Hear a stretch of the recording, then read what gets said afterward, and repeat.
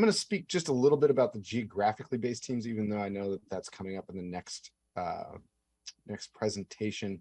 And I can really only speak to my experience working with the Unified Care team during the Woodland Park encampment drawdown, because this team was not set up while we were doing the drawdown at the Ballard Commons Park. I can also speak to my experience with the UTC through requesting services through Clean Cities for trash mitigation, for hand washing stations, and outreach. During the Woodland Park encampment drawdown, I worked directly with Evergreen Treatment Services outreach workers to determine the by name list, the needs assessment, and placement. This resulted in 89 people entering shelter during the period, 49 people in 1 week, and this was coordinated by the Unified Care team. Since then, I've been working with Ballard stakeholders, reach, and vehicle residency outreach teams to address homelessness in the industrial district. And the industrial district has candidly taken more time to set up than expected because of the larger geographic area and having more partners. I share this background with you only as a reference point for these comments regarding geographically based teams to say, and overall, Unified Care team's done the best with my requests, done the best that they can with the requests. The issue at hand centers on the fact that we only have one team for the whole city. When we were working in Woodland Park, I was monopolizing citywide resources and attention. And the city was still addressing other places, but Woodland Park was still monopolizing time, focus, and resources citywide. If we had geographically based teams, we could have only monopolized Northwest Seattle time and resources, allowing other, time and focus throughout the city to continue.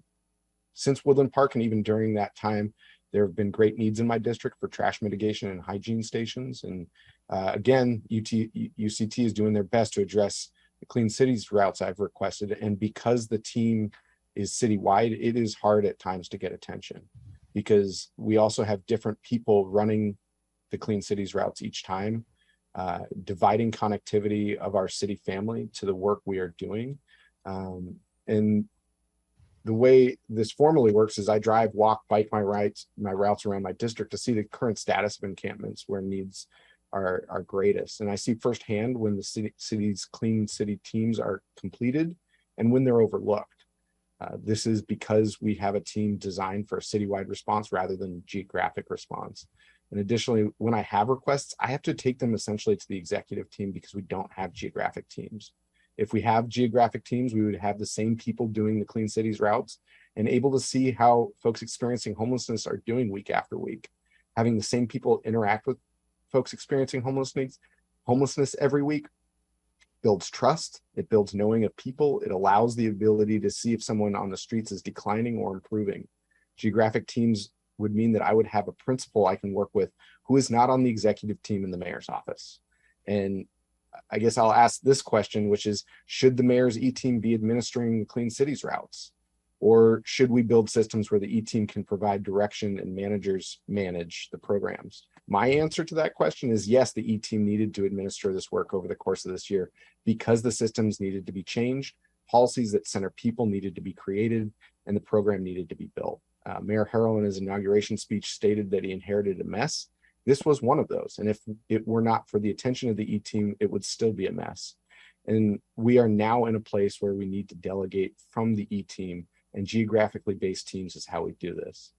The geographically based teams model is literally in line with my request in my first year in office when I added outreach workers specifically to District 6. I know colleagues, others have added specifically to your districts, because the geographically based outreach workers through the Ballard Alliance and the ones that I brought through my amendment is how I'm able to effectuate change in my district, leading with human-centered approaches, because I work with the same outreach workers every week. The outreach workers work with the same people experiencing homelessness every week. This model builds trust and understanding in work that is challenging and complicated. The challenge I'm experiencing today is needing more attention from the Unified Care team for trash mitigation and shelter placement.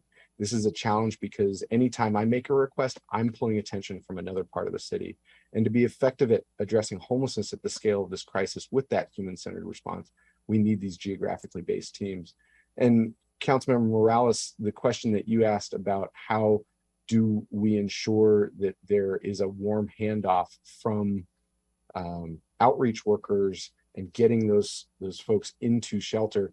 This is the work that I witnessed and that I was a part of in coordinating the Woodland Park drawdown, where we, through the Unified Care Team, we were ensuring that there were vans there to drive people from the park to their shelter, that there were city workers there watching over the belongings of an individual who was going to go check in at shelter, had to come back and get their stuff and then go back.